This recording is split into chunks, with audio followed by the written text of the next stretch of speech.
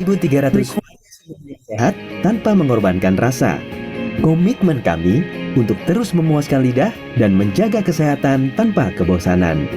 Dan ketika kami mendengar cerita sukses dari lebih dari 100.000 pelanggan yang berhasil mencapai target diet mereka bersama kami, itu adalah hadiah terbesar bagi kami. Ini adalah penghargaan untuk semua tim di Healthy Go dan juga untuk komunitas pelanggan kami. Kami berjanji untuk terus memberikan pelayanan terbaik, lebih dari sekedar makanan sehat, tapi pengalaman hidup sehat yang menyenangkan.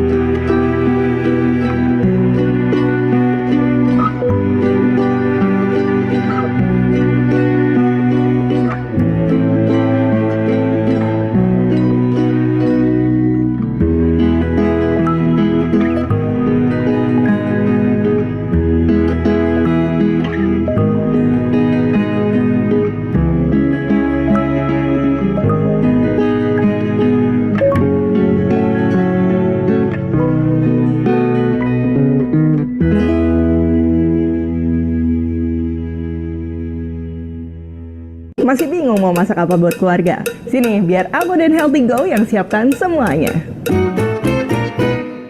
Benefit lebih banyak dengan harga terjangkau. Bisa dapetin kesempatan sharing session sama aku juga. Yuk pesan Healthy Go dan rasakan kemudahan dan fleksibilitasnya. Jangan lagi korbankan makanan enak untuk sehat. Karena bersama Healthy Go, kamu bisa rasakan keduanya. Dengan sentuhan langsung dari chef, serta dimonitor oleh nutrisionis, hadirkan kelezatan dan kesehatan dalam suapan. Yuk pesan Healthy Go sekarang dan rasakan kemudahan raih hidup sehat.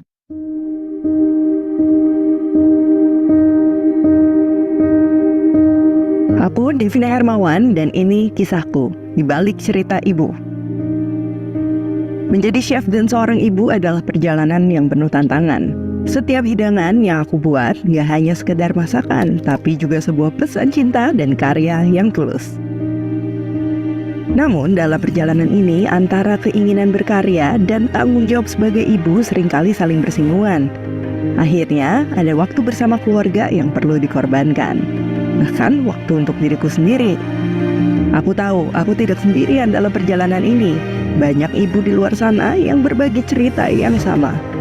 Maka dari itu, bersama Healthy Go, aku siap menjadi bagian dari perjuangan para ibu, meringankan waktu dan tenaga yang para ibu telah kontribusikan untuk keluarga. Dengan ini, kami ciptakan solusi terbaik bagi para ibu dengan menyajikan cita rasa andalan keluarga. Bersama Healthy Go, aku gak hanya memberikan makanan sehat, tapi juga membangun komunitas yang saling mendukung dan menginspirasi bagi para ibu. Dengan dukungan dan kepercayaan dari banyak orang, bersama Healthy Go, aku percaya kita wujudkan ibu sehat, keluarga sehat. Semua dimulai dari keinginan sederhana untuk mengubah cara kita memandang makanan sehat. Healthy Go menyediakan opsi makanan sehat yang tak hanya bergizi, tapi juga enak dan menyenangkan. Karena kita semua tahu, kesehatan bukanlah tentang pengorbanan, tapi tentang pilihan yang tepat. Healthy Go telah bekerja sama dengan chef terbaik dan nutrisionis terbaik untuk menciptakan lebih dari 1.300 variasi menu yang sehat tanpa mengorbankan rasa. Komitmen kami untuk terus memuaskan lidah dan menjaga kesehatan tanpa kebosanan. Dan ketika kami mendengar cerita sukses dari lebih dari 100.000 pelanggan yang berhasil mencapai target diet mereka bersama kami, itu adalah hadiah terbesar bagi kami. Ini adalah penghargaan untuk semua tim di Healthy Go dan juga untuk komunitas pelanggan kami. Kami berjanji untuk terus memberikan pelayanan terbaik, lebih dari sekedar makanan sehat, tapi pengalaman hidup sehat yang menyenangkan.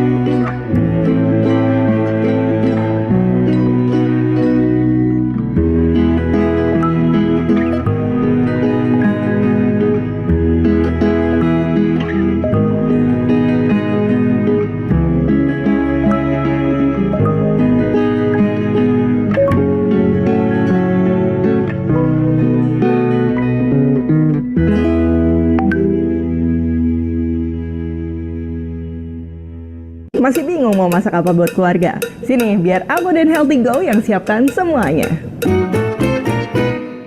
Benefit lebih banyak dengan harga terjangkau. Bisa dapetin kesempatan sharing session sama aku juga. Yuk pesan Healthy Go dan rasakan kemudahan dan fleksibilitasnya. Jangan lagi korbankan makanan enak untuk sehat. Karena bersama Healthy Go, kamu bisa rasakan keduanya. Dengan sentuhan langsung dari chef, serta dimonitor oleh nutrisionis, hadirkan kelezatan dan kesehatan dalam suapan. Yuk pesan Healthy Go sekarang dan rasakan kemudahan raih hidup sehat.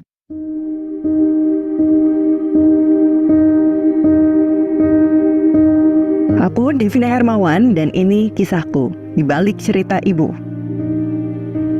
Menjadi chef dan seorang ibu adalah perjalanan yang penuh tantangan. Setiap hidangan yang aku buat gak hanya sekedar masakan, tapi juga sebuah pesan cinta dan karya yang tulus.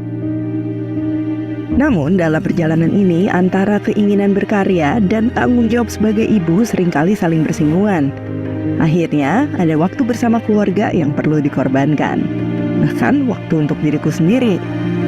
Aku tahu aku tidak sendirian dalam perjalanan ini.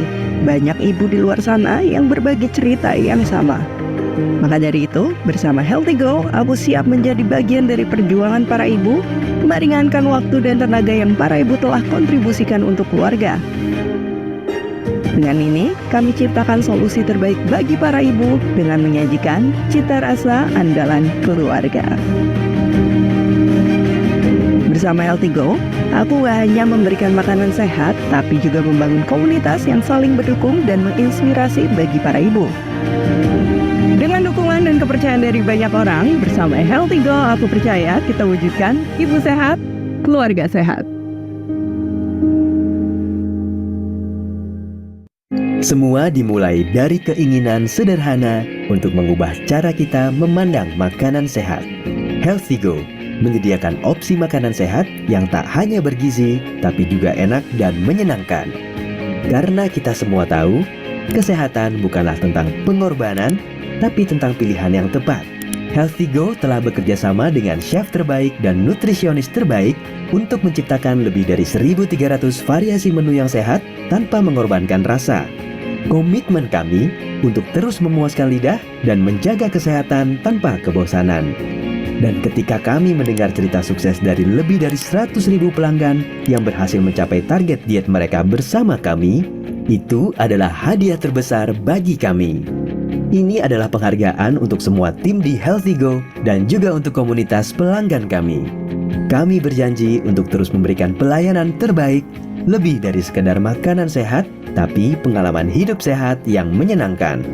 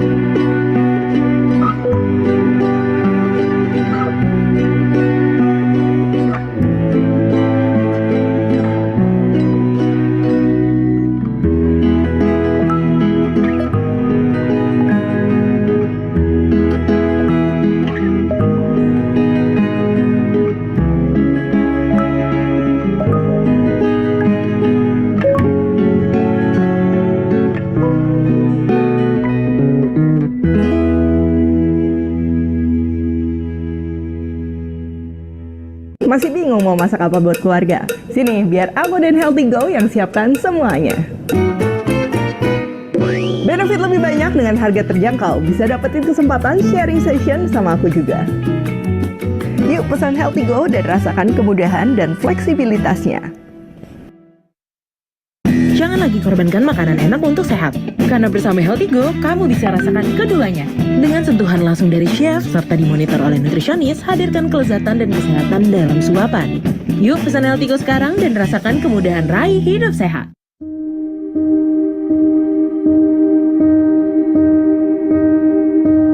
Aku Devina Hermawan dan ini kisahku di balik cerita ibu. Menjadi chef dan seorang ibu adalah perjalanan yang penuh tantangan. Setiap hidangan yang aku buat gak hanya sekedar masakan, tapi juga sebuah pesan cinta dan karya yang tulus. Namun dalam perjalanan ini antara keinginan berkarya dan tanggung jawab sebagai ibu seringkali saling bersinggungan. Akhirnya ada waktu bersama keluarga yang perlu dikorbankan. Bahkan waktu untuk diriku sendiri. Aku tahu aku tidak sendirian dalam perjalanan ini. Banyak ibu di luar sana yang berbagi cerita yang sama. Maka dari itu, bersama Healthy Go, aku siap menjadi bagian dari perjuangan para ibu, meringankan waktu dan tenaga yang para ibu telah kontribusikan untuk keluarga. Dengan ini, kami ciptakan solusi terbaik bagi para ibu dengan menyajikan cita rasa andalan keluarga. Bersama Healthy Go, aku gak hanya memberikan makanan sehat, tapi juga membangun komunitas yang saling mendukung dan menginspirasi bagi para ibu. Dengan dukungan dan kepercayaan dari banyak orang, bersama Healthy Go, aku percaya kita wujudkan ibu sehat, keluarga sehat.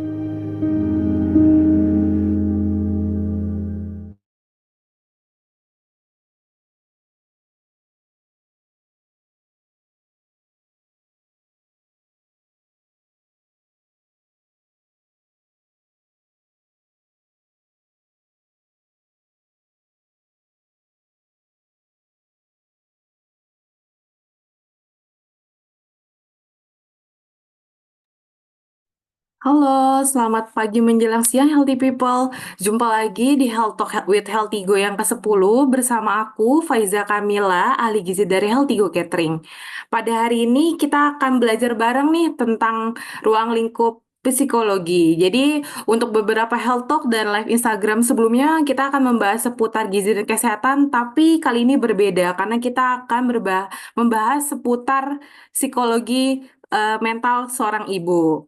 Kemudian pada hari ini pun aku nggak sendirian karena di sini kita akan belajar bareng-bareng bersama psikolog kita yaitu Ustazah Tika Faiza, MPSI psikolog. Untuk kesempatan kali ini kita akan bareng belajar seputar baby blues.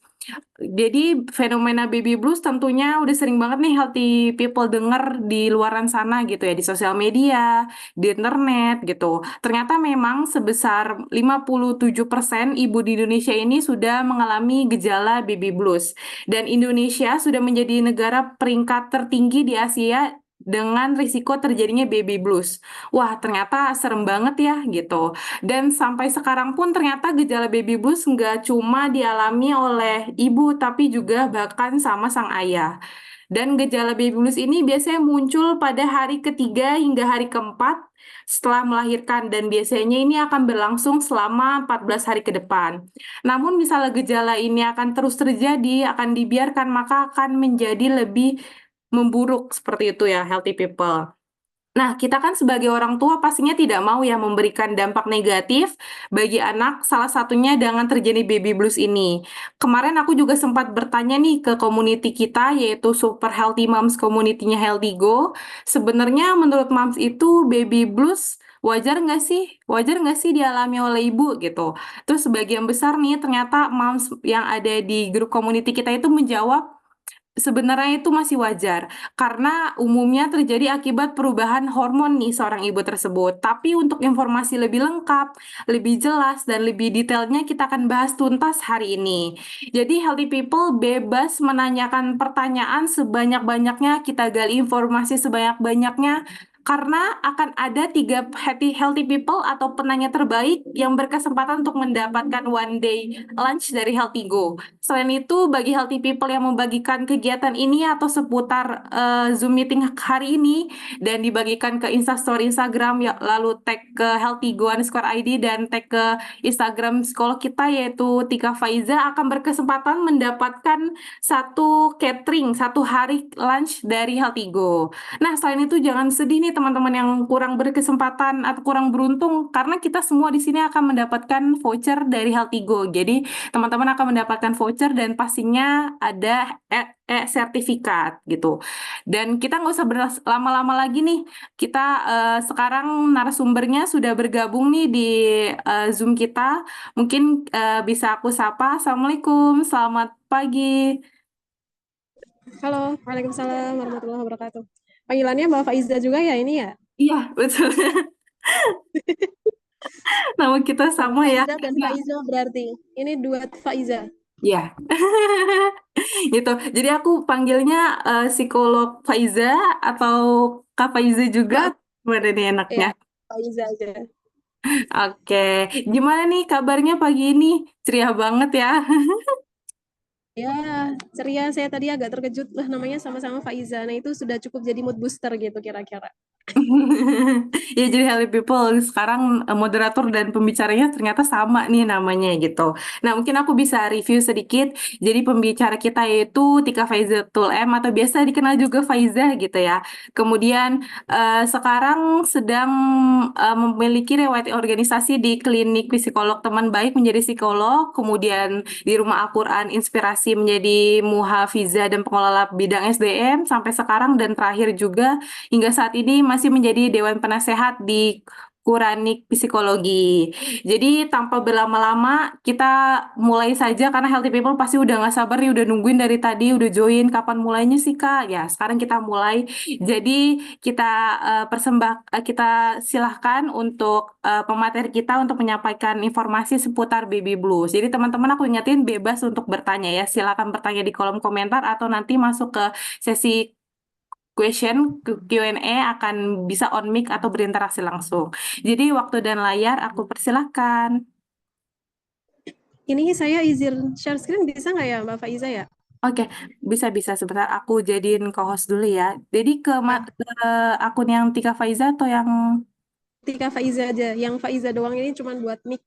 Oke. Layar buat yang Tika Faiza. Oke, sudah aku bantu menjadikan co-host. Oke.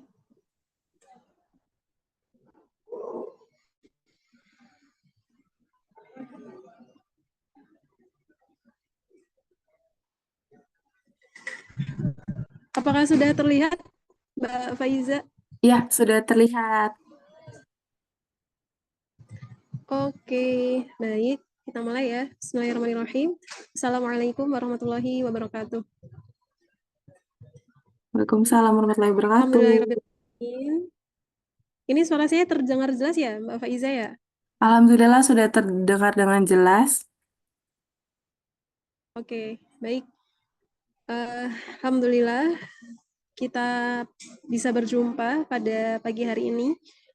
Teman-teman sekalian yang berbahagia dimanapun, baik yang sudah menikah ataupun yang belum menikah, baik yang sudah melahirkan ataupun yang sedang menanti kelahiran putra-putrinya. Insya Allah hari ini kita akan berbincang tentang tema yang menurut saya cukup menarik begitu ya. Bagi seorang perempuan, mau sudah menikah atau belum, mau sudah melahirkan atau akan melahirkan, tema ini menjadi sangat menarik. Kenapa begitu? Karena memang isu mental health itu menjadi isu yang cukup penting di zaman yang modelnya kayak gini gitu ya. Banyak arus informasi yang berlalu lalang di media sosial, banyak paparan-paparan media sosial yang sangat mungkin ketika tidak disikapi atau direspon dengan tepat, maka akan membuat seseorang memiliki insecure, di mana tingkat insecure yang masih ringan mungkin tidak masalah ya, tapi pada sebagian orang insekuritas itu berada pada level yang sangat tinggi sampai menghasilkan anxiety atau panic attack misalkan begitu ya. Sehingga bicara tentang mental health di zaman ini pada semua aspek ya, tidak hanya tentang baby blues dan seterusnya gitu ya, itu menjadi asupan ilmu yang cukup penting bagi kita di hari ini. Ngomong-ngomong ini tulisannya typo ya, ini cepet-cepet ngetik malah salah gitu ya. Pagi ini kita akan coba diskusi gitu ya, mungkin nanti diskusinya nggak terlalu panjang, materinya nggak banyak, tapi mungkin banyak ngobrolnya begitu ya Mbak Faiza dan teman-teman sekalian. Apakah baby blues itu wajar atau tidak begitu ya? Kita lihat dulu. Sebelum kita ngomongin tentang baby blues ya, kita perlu menyadari bahwa manusia itu bukan makhluk yang hanya memiliki fisik, yang ketika dipahami bahwa manusia itu hanya makhluk berfisik gitu ya, maka kemudian kita akan kehilangan banyak hal dari sisi internal diri kita. Karena manusia itu ya ada yang namanya fisik, ada yang namanya jiwa gitu ya. Dan dalam kejiwaan manusia inilah terdapat gitu ya banyak sekali emosi yang kemudian melibatkan otak, melibatkan pengelolaan regulasi diri dan seterusnya. Yang emosi ini akan menentukan banyak hal dari kehidupan seseorang gitu ya. Emosi ini bisa trigger gitu ya oleh banyak faktor gitu ya, sehingga kalau ada seseorang yang mengalami bahagia atau seseorang mengalami sedih, sebenarnya bahagia dan sedihnya dia itu tidak muncul karena satu faktor ya, biasanya multifaktorial, karena ini, karena itu, dan seterusnya. Faktor apa aja yang bisa memicu emosi seseorang gitu ya? Pertama adalah people, kehadiran seseorang itu, atau kepergian seseorang itu, atau kehilangan seseorang yang dicintai, itu bisa memicu emosi seseorang gitu ya. Maka pada beberapa kasus gitu ya, kehilangan orang yang dicintai itu bisa memukul gitu ya dengan sangat keras sekali pada kejiwaan-kejiwaan dengan orang-orang yang beresiko, misalkan gitu ya, punya kepribadian dependent, ketergantungan sama orang lain. Begitu orang yang disayang ini pergi, gitu ya, itu sangat memukul kejiwaan seseorang. Gitu ya. Sehingga kepergian seseorang itu menjadi emotional triggers gitu ya bagi seseorang. Atau kehadiran orang baru bagi teman-teman yang sudah menikah gitu ya, mungkin dulu di awal pernikahan hadirnya orang baru itu men-trigger emosi positif gitu ya, dunia serasa milik berdua gitu ya, kemana-mana berdua, makan berdua, ngobrol berdua, seolah-olah hidup itu menjadi sangat bahagia dengan hadirnya seseorang gitu ya. Atau juga tema kita pada pagi hari ini dengan hadirnya seorang bayi itu juga bisa nge-trigger seseorang gitu ya, pada sebagian orang gitu ya, atau bahkan nanti kita bicara ada literasi ilmiah ya, penelitian yang kemudian menunjukkan bahwa hadirnya seorang bayi itu bisa nge-trigger emosi seorang ibu gitu ya, bisa menjadi positif, bisa menjadi negatif. Banyak yang mana nanti kita coba diskusikan. Selain people, yang bisa nge-trigger emosi seorang adalah place gitu ya. Orang-orang dengan kenangan tertentu di suatu tempat tertentu itu bisa ke-trigger, keinget lagi tuh. Misalkan kita pernah punya kenangan memori yang indah di kampus kita dulu gitu ya, zaman kita kuliah. Dulu kita ngobrol sama teman, kerja kelompok misalkan gitu ya, atau mungkin pada sebagian orang menemukan jodoh di kampus. Jadi kalau balik ke kampus tuh rasa-rasanya nge-trigger emosi positif gitu ya. Tapi ada orang-orang tertentu yang memiliki tempat-tempat yang sangat traumatis, sehingga ketika dia kembali ke tempat itu, atau sekedar mengingat tempat itu, maka trigger emosinya itu sudah bisa kena gitu ya. Ada banyak kesedihan yang teringat kembali, ada banyak kecemasan yang terpanggil gitu ya. Padahal cuman ingat tempat itu udah mengacaukan emosi seseorang, dan it's so possible, itu sangat mungkin gitu ya. Atau things, sesuatu, misalkan barang gitu ya, kita pernah dikasih barang sama orang gitu ya, dan barang itu sangat berharga sekali untuk kita. Kenapa barang itu berharga? Bisa jadi karena harga dari barang itu, value barang itu yang membuat harga barang itu menjadi berharga. Atau bisa jadi barang itu berharga karena diberikan oleh seseorang yang berharga dalam hidup kita. Begitu barang ini hilang gitu ya, maka itu akan men-trigger emosi seseorang gitu ya, menjadi sangat marah, menjadi sangat sedih, dan itu bisa begitu gitu ya. Atau pada kejadian terbalik, orang-orang dengan gangguan emosi negatif ya, banyak sedihnya gitu ya, banyak murungnya, tapi hadir seseorang yang sangat dihargai memberikan barang tertentu, itu bisa nge-trigger emosi positif gitu ya. Terakhir gitu ya, situations. Ada situasi-situasi tertentu gitu ya, kadang-kadang tidak terikat tempat, kadang-kadang tidak terikat orang gitu ya, situasi aja, misalkan di keramaian, di kesepian, di pojokan kamar gitu ya. Ada situasi-situasi tertentu yang itu bisa nge-trigger seseorang gitu ya. Dulu pernah sampai di kami ya sebuah report gitu ya, ada seseorang yang pernah menghantarkan jenazah kakaknya gitu ya, mobil ambulansnya di depan, terus dia ngikut dari belakang naik mobil juga gitu ya. Itu kan situasi yang sangat emosional, kehilangan people gitu ya. Tapi kemudian oleh otak di-coding bahwa kejadian itu, situasi itu tuh sangat traumatis. Sampai ketika sudah berlalu waktu gitu ya, tidak terikat orang dan tidak terikat tempat, tiap kali di depannya ada ambulans, orang itu bisa langsung nangis gitu ya. Kenapa? Teringat pada satu situasi di mana dulunya beliau mengantar kepergian kakaknya gitu ya dengan ambulans. Nah, itu namanya situasi. Nah, teman-teman sekalian dirahmati oleh Allah gitu ya. Ini hanya apa? Opening ya. Bagaimana emosi seseorang itu bisa naik dan turun, bagaimana emosi seseorang itu dipengaruhi oleh hadir tidaknya seseorang, dipengaruhi oleh kenangan positif atau negatif di suatu tempat, dipengaruhi oleh suatu benda, suatu barang gitu ya, atau hal apapun itu yang sangat mungkin itu jadi trigger bagi emosi seseorang. Nah, apa hubungannya dengan materi kita pada pagi hari ini? Konsep emosi ini menjadi suatu yang sangat penting sekali dalam psikologi dan dalam kehidupan manusia itu sendiri.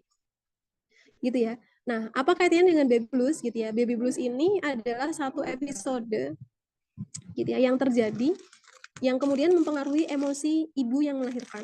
Kalau teman-teman di sini belum menikah gitu ya, mungkin membayangkannya jadi sedikit abstrak gitu ya. Baby blues itu kayak apa gitu ya. Kalau teman-teman sudah pernah melahirkan gitu ya, mungkin sudah terbayang ya, oh yang kayak dulu tuh zaman habis lahiran gitu kan. Atau ibu-ibu yang barangkali di sini ada yang hampir melahirkan gitu ya. Maka ini sangat mungkin gitu ya menjadi salah satu edukasi yang cukup penting untuk memahami bahwa emosi kita hari ini itu bisa ke-trigger karena lahirnya seorang bayi gitu ya. Sedangkan gitu ya, situasi yang disebut sebagai baby blues itu terpengaruhnya emosi atau kondisi mental seorang ibu gitu ya. Pasca melahirkan ini khusus ya, namanya juga baby gitu ya. Baby blues, kata blue ini tuh biasanya dipakai untuk menunjukkan situasi yang buram gitu ya, situasi yang apa ya, kurang menyenangkan gitu ya. Terus di belakangnya ada kata sindrom. Sindrom ini berarti maknanya adalah kumpulan gejala, tapi tidak benar-benar tegak sebagai satu gangguan tersendiri. Gitu ya. Sindrom itu tidak mesti kemudian tegak menjadi satu diagnosis gangguan tersendiri gitu ya, tapi isinya adalah kumpulan gejala. Yang kemudian banyak ahli yang kemudian mendefinisikan ya, baby blues itu adalah kondisi mental di mana seorang ibu pasca melahirkan mengalami beberapa gejala seperti perubahan suasana hati. Sebelum melahirkan kayaknya happy banget gitu ya, udah mau punya anak ya, udah ditemani suami sebelum-sebelumnya tuh belanja persiapan kelahiran, ngomongin nih anaknya siapa nanti namanya gitu kan. Udah nyiapin kamarnya bahkan ya dicat karena hasil USG adalah baby girl ya, dicatnya pink gitu kan. Ada nuansa-nuansa bahagia menjelang kelahiran bayi itu sendiri. Nah, cuman pas bayinya lahir itu 180 derajat itu terbalik gitu ya. Ada perubahan suasana hati yang signifikan gitu ya, yang sebelumnya bahagia. Terus ini tuh bawaannya kayak melo gitu ya, bawaannya sedih, kemudian menjadi sangat sensitif. Biasanya untuk hal-hal sederhana gitu ya, orang itu tuh tidak terlalu terpancing emosinya, tapi pasca melahirkan gitu ya, suami naruh sendal salah itu udah bikin marah misalnya gitu ya. Biasanya suami naruh handuk di kasur gitu ya, kita nggak banyak komen gitu ya, tapi habis lahiran itu bisa jadi huru hara besar di rumah. Kenapa bisa begitu? Karena terjadi proses perubahan hormonal antara sebelum lahiran dan setelah lahiran gitu ya. Karena hamil itu sendiri kan sebenarnya ada banyak sekali hormon yang terlibat gitu ya dalam proses kehamilan itu sendiri. Begitu pula melahirkan itu melibatkan banyak sekali hormon. Nah, perubahan transisi hormon inilah yang kadang-kadang menciptakan situasi bernama baby blues ini. Gitu ya. Yang situasi hormonal itu berubah, salah satu yang terdampak adalah kondisi emosi atau kesehatan mental seorang ibu.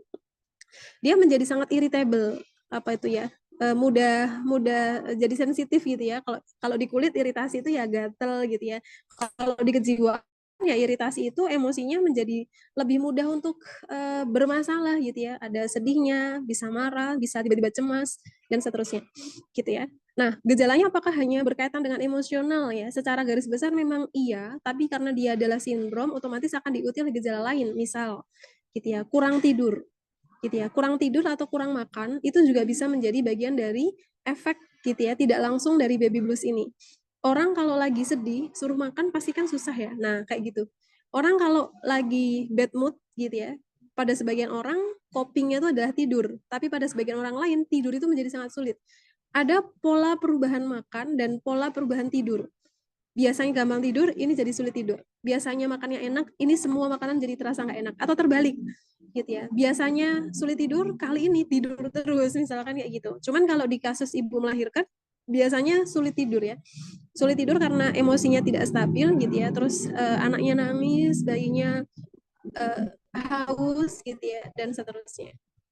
Nah, apakah baby blues ini suatu hal yang wajar gitu ya? Dari penelitian di tahun 2018 ya, saya sengaja mencarikan teman-teman yang berbahagia dimanapun berada, saya sengaja mencarikan penelitian yang sumbernya itu di Indonesia ya ini ya, Sarli dan Ivianti itu peneliti asal Indonesia. Karena sebenarnya penelitian itu settingnya bisa di negara manapun gitu kan ya. Cuman karena kita settingnya Indonesia, tentu psikologis orang Indonesia dengan orang luar itu punya banyak sekali perbedaan gitu ya. Kalau kita ke dokter, yang namanya jantung orang Inggris sama jantung orang Indonesia ya kira-kira sama aja gitu ya. Tapi kalau psikologi orang di negara lain gitu ya, dibandingkan dengan negara kita, itu tentu akan berbeda. Bahkan tidak usaha antar negara ya, antar provinsi gitu ya. Orang Jawa sama orang Sumatera psikologisnya juga sudah berbeda. Maka kami coba carikan jurnal yang Indonesia ya, yang dari Indonesia. Jurnal ini terbit dengan setting Indonesia, gitu ya. Settingnya adalah Indonesia, tapi kalau tidak salah penelitinya kalau tidak Indonesia Malaysia, gitu ya. Terbitnya di jurnal Malaysia kalau ini ya.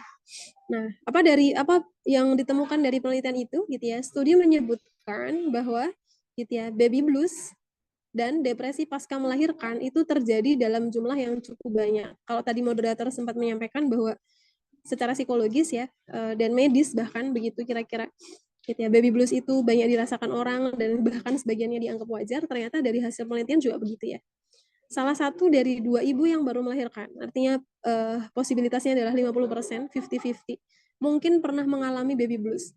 Kalau dalam satu ruang persalinan itu ada 10 orang, 5 diantaranya itu mungkin mengalami baby blues. Berarti ini prevalensi yang cukup tinggi. Gitu ya. Terus yang bikin kaget, bukan bikin kaget ya, yang perlu kita waspadai adalah dari 50-50 itu gitu ya, mungkin akan ada sekitar 10% yang terus akan mengalami depresi pasca melahirkan. Dari sini berarti ada istilah baby blues, terus ada istilah depresi pasca melahirkan. Apakah dua hal ini sama? Berbeda. Nanti kita akan coba lihat ya. Nah, kemudian penelitian juga menemukan bahwa 70% dari seluruh ibu nifas mengalami baby blues. Ini lebih banyak lagi ya. Ini skalanya sudah skala lebih banyak ya secara nasional, dan sekitar 10-20% mengalami depresi pasca melahirkan. Nah, ini angka yang cukup menarik gitu ya. Apa itu? Kalau teman-teman sedang menunggu masa kelahiran atau yang sudah gitu ya, alumni lahiran, anaknya udah gede, toddler gitu ya, atau sudah mulai masuk ke masa SD dan seterusnya gitu ya. Ternyata orang yang mengalami baby blues itu jumlahnya memang besar gitu ya. Prevalensinya sampai 70%, bahkan sebagian hal yang lain ya, beberapa ahli itu nyebutnya sampai 80%. Bisa dikatakan hampir 70-80% orang lahiran itu akan ngalamin baby blues. Kalau teman-teman hari ini belum menikah dan akan menikah dan kelak berencana punya anak, pengetahuan ini cukup penting karena bisa menjadi salah satu langkah pencegahan bagaimana biar kita nggak mengalami baby blues. Cara mencegahnya gimana? Ya sadar dulu kalau habis melahirkan itu ada sebagian orang yang mungkin terkena fenomena baby blues itu sendiri. Gitu ya. Sedangkan teman-teman bisa lihat angkanya 10-20% itu ngalaminnya bukan baby blues aja, tapi sudah naik pada level depresi. Bedanya apa? Gitu ya. Nah, ini ya. Kalau ada pertanyaan kapan sindrom baby blues itu muncul, gitu ya. Biasanya kalau hari pertama tuh belum ya. Habis lahiran kan biasanya yang menonjol itu capeknya fisik ya. Habis mengejan atau habis operasi sesar itu yang kedampak paling awal itu adalah fisiknya. Sangat lelah, sangat mengantuk gitu ya. Terus kemudian energinya terasa habis dan seterusnya.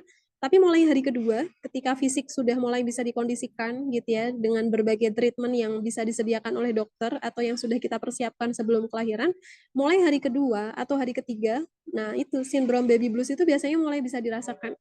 Gitu ya, tiba-tiba sang ibu ini punya perasaan sedih gitu ya. Pada case-case tertentu sedihnya itu ada alasannya, tapi pada case-case yang lain gitu ya, bahkan seringkali sedihnya itu nggak beralasan, ya tiba-tiba sedih gitu aja karena perubahan hormonal ya.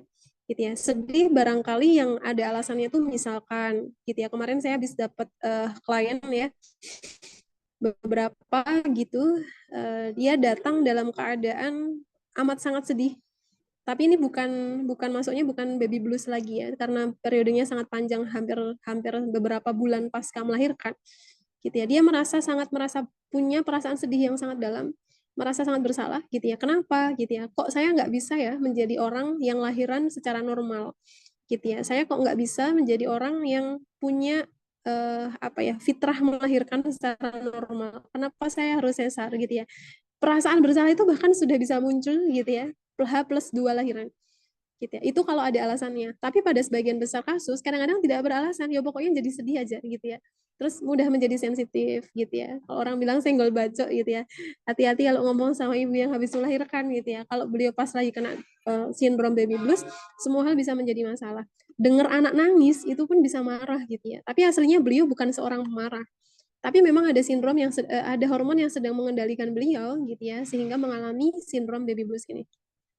Kapan sindrom baby blues ini berakhir gitu ya, seperti yang disampaikan moderator tadi gitu ya. Baby blues ini sebenarnya berlangsungnya dalam waktu yang cukup singkat ya teman-teman ya.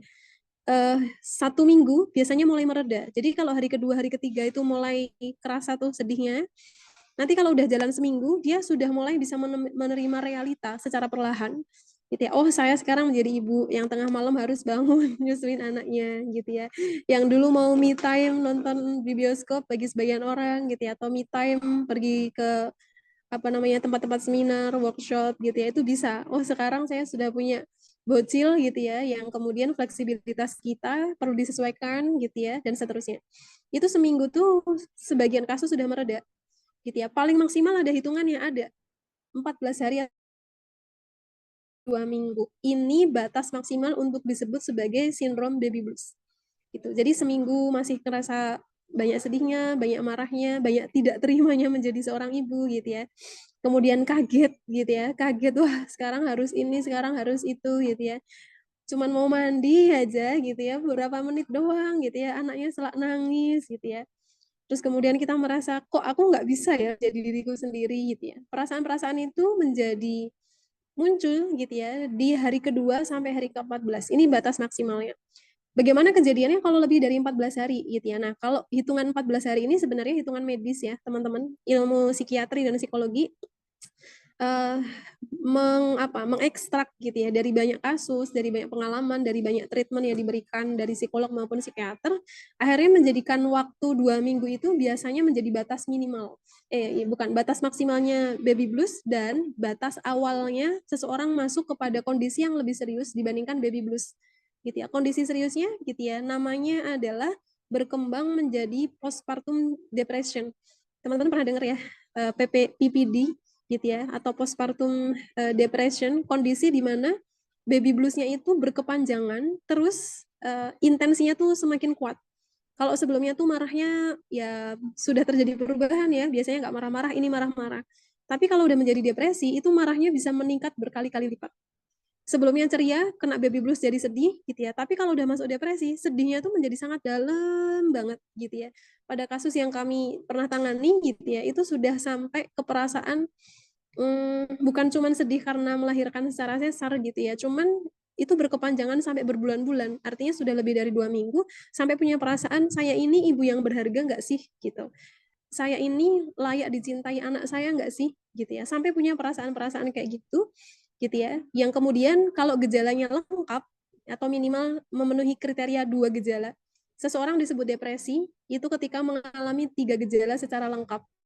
Tapi diagnosis sudah tegak sebagai depresi kalau mengalami 2 gejala di waktu lebih dari 2 minggu gitu ya, apalagi sampai sebulan, apalagi sampai 2 bulan gitu ya. Nah, gejala-gejalanya apa? Sebenarnya lebih detailnya ini ada babnya sendiri ya tentang depresi, tapi saya tidak ingin mengacaukan bahasan tentang baby blues gitu ya, biar nggak terlalu jauh kemana-mana. Kecuali nanti kalau teman-teman tanya, ya kita bisa bahas bareng-bareng. Tapi yang jelas gejalanya akan lebih intensif dibandingkan gejala baby blues sendiri. Nah, sampai di sini, teman-teman yang berbahagia, dimanapun berada, kita jadi tahu ya, sebenarnya mengalami baby blues itu bukan sesuatu yang harus ditakutkan bagi yang akan melahirkan. Pada sebagian orang jadi takut gitu. Nanti kalau aku baby blues gimana gitu ya. Yang penting gitu ya, teman-teman sebelum lahiran sudah menyadari ada fenomena namanya baby blues. Pada sebagian orang itu terjadi, pada sebagian yang lain bahkan cuma 20% itu tidak terjadi. Tapi it's no problem, itu nggak apa-apa selama teman-teman punya kesadaran penuh Oke, kok saya habis lahiran gampang sedih ya? Ini mungkinlah yang disebut sebagai baby blues. Begitu teman-teman menyadari situasi, teman-teman akan punya respon yang lebih terkondisi. Karena orang-orang yang tidak menyadari, namanya juga tidak sadar gitu ya, responnya bisa sangat tidak terkondisi sekali gitu ya. Misalkan pas anaknya nangis gitu ya, tapi ketika emosinya lagi tidak stabil ibunya, ya nggak mau nyusuin gitu ya, karena dia nggak sadar sebenarnya dia dikuasai oleh hormon-hormon pasca melahirkan yang membuat suasana hatinya tuh nggak tertarik gitu kira-kira sama anaknya. Ya kalau anaknya nangis ya ya udah gitu ya, bisa jadi dibiarin begitu saja.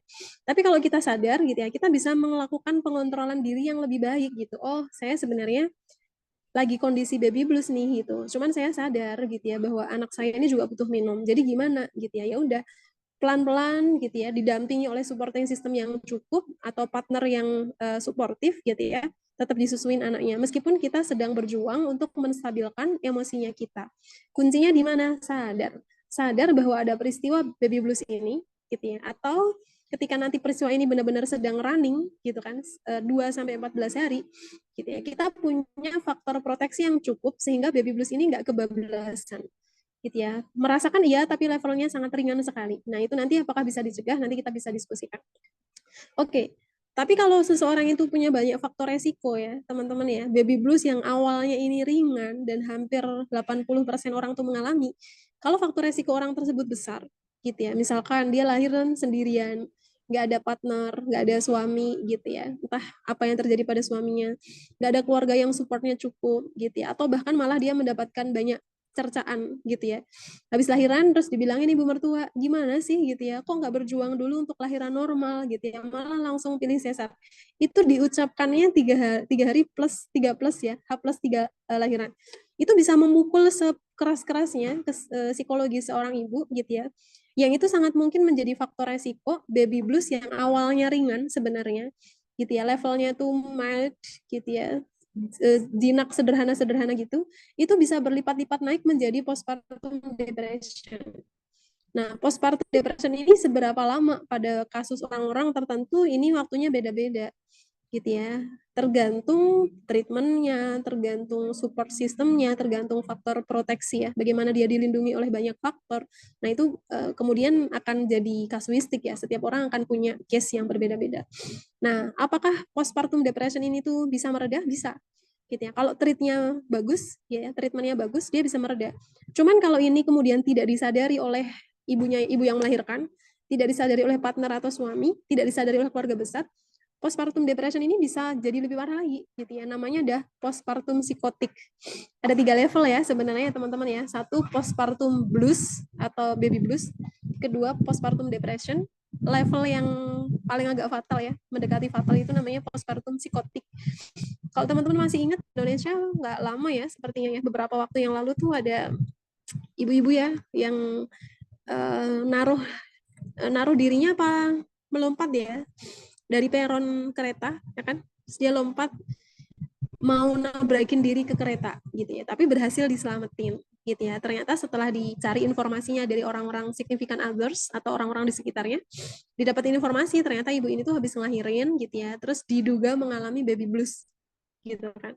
Cuman kalau lihat yang sudah beliau lakukan gitu ya, beliau sampai menabrakkan diri gitu ya. Dalam hemat kami, meskipun ya secara pastinya kita tidak pernah tahu karena saya sendiri sebagai psikolog tidak melakukan pemeriksaan langsung terhadap beliau.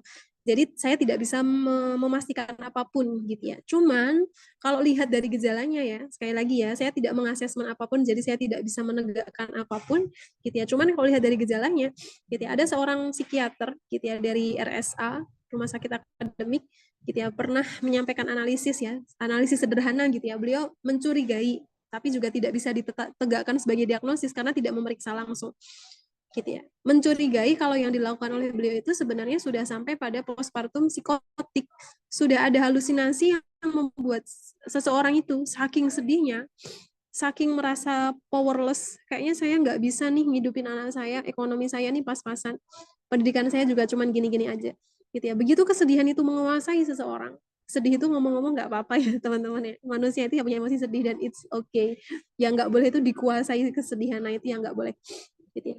Kalau seseorang itu sudah dikuasai kesedihan dan kesedihan itu sudah membulat dalam dirinya, maka sangat mungkin ya depresi yang berkepanjangan itu akan berubah menjadi psikotik. Psikotik itu kalau bahasa kita ya muncul halusinasi gitu ya. Halusinasi dengar, dia kayak ada orang yang bisikin gitu, Allah kamu tuh hidupnya nggak berharga, udahlah selesaiin aja hidupmu. Bisa seseorang itu mendengar gejala-gejala dari segi auditori. Ya, ada bisikan-bisikan yang kemudian membuat seseorang itu memutuskan melakukan hal yang kurang logis gitu ya. Atau halusinasi visual, dia melihat sesuatu yang sebenarnya itu tidak ada gitu ya, itu juga bisa. Atau mengalami waham. Waham itu keyakinan yang menetap sulit sekali untuk diubah gitu ya terhadap sesuatu yang sebenarnya keyakinan itu salah gitu ya. Misalkan meyakini saya ini ibu yang tidak becus, terus diyakini sampai jadi waham. Jadi dia akan kehilangan banyak potensi dirinya gitu ya. Tentu saja itu akan terjadi dan waham itu bisa ngedrive seseorang untuk melakukan hal-hal yang tidak logis gitu. Nah, kalau postpartum depression dan postpartum psikotik gitu ya, keduanya tentu perlu asesmen yang lebih jauh ya, perlu beberapa apa ya asesmen dengan alat, mungkin alat tes atau lewat overview yang cukup ya, wawancara yang cukup dengan klien atau dengan pasien gitu ya. Kemudian nanti akan di cross check dari berbagai data untuk menegakkan orang ini postpartum depression atau sampai level paling parah adalah postpartum psikotik. Kalau baby blues apakah butuh diagnosis medis gitu ya? Biasanya kalau levelnya ringan tidak perlu ya, cukup dikenali gejalanya gitu ya. Kok saya gampang sedih ya sekarang. Itu orang bisa mengenali sendiri gejalanya. Atau yang mengenali adalah orang sekitarnya. Misalkan suaminya gitu ya, bilang sama istrinya, kok sekarang gampang sedih kak gitu ya, gampang marah, gampang ini gitu ya. Nah, kalau dikenali otomatis akan lebih bisa untuk seeking help ya, mencari pertolongan. Mencari pertolongan itu nggak mesti langsung ke psikolog atau ke psikiater, tidak gitu ya. Kalau di piramida caregiver itu ya, piramida orang-orang yang bisa memberikan pertolongan pertama, itu yang pertama bukan psikolog atau psikiater, itu nanti periode hampir ujung ya. Kalau udah mentok banget baru ke psikolog, ke psikiater. Justru seeking help, mencari bantuan pada orang-orang dengan baby blues itu dimulai dari dia menolong dirinya sendiri dulu. Gitu ya. Memang bisa orang baby blues itu menolong dirinya sendiri. Gitu ya. Bisa kalau dia terbiasa punya self help yang bagus dari sebelum melahirkan. Self help itu gimana? Ya menolong dirinya sendiri. Dia punya mekanisme recovery dalam regulasi emosinya sehingga ketika terjadi baby blues gitu ya, dia bisa mengondisikan dirinya sendiri. Gitu ya. Dia memang dikuasai hormon-hormon yang menghasilkan baby blues, tapi dia juga punya skill yang dia latih dari sebelum hamil, bahkan dari sejak mudanya mungkin gitu ya. Dia punya kemampuan regulasi emosi yang cukup bagus. Nah, itu bisa menolong gitu ya. Kecuali kalau baby bluesnya agak parah, tapi belum sampai ke postpartum depression. Baby bluesnya intensinya agak parah gitu ya. Nah, seseorang yang terbiasa menolong dirinya sendiri, bahkan di situasi itu dia nggak bisa menolong dirinya sendiri, itu mungkin dikembalikan lagi pada setiap kasus yang mungkin kejadiannya bisa berbeda-beda. Selain menolong diri sendiri, gitu ya, hal lain yang kemudian bisa menolong adalah orang di sekitarnya. Terdekat adalah suami, gitu ya. Maka sebenarnya teman-teman sekalian yang berbahagia, gitu ya. Ini saya punya satu slide lagi, tapi sepertinya penjelasannya tadi tidak ikut tersave ya. Yang tersave hanya judulnya aja, gitu ya. Terus bagaimana gitu ya situasi-situasi baby blues itu gitu ya, maka kita perlu punya kemampuan yang cukup untuk bisa mengenali yang disebut sebagai faktor resiko dan yang disebut sebagai faktor proteksi gitu ya. Kita berangkat dari faktor proteksi dulu ya, yang positif-positif dulu ya.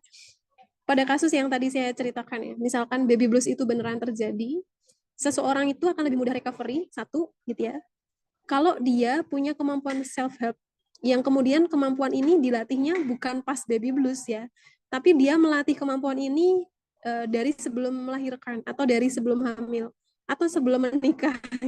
Kapan saja manusia itu sebenarnya bisa punya kesempatan untuk melakukan latihan self help gitu ya, bagaimana dia bisa menolong dirinya sendiri. Self helpnya yang bagian apa? Lebih kepada regulasi emosi. Kan self help itu banyak ya. Nah, salah satu yang penting dalam situasi ini adalah regulasi emosi. Gitu ya, regulasi emosi seseorang.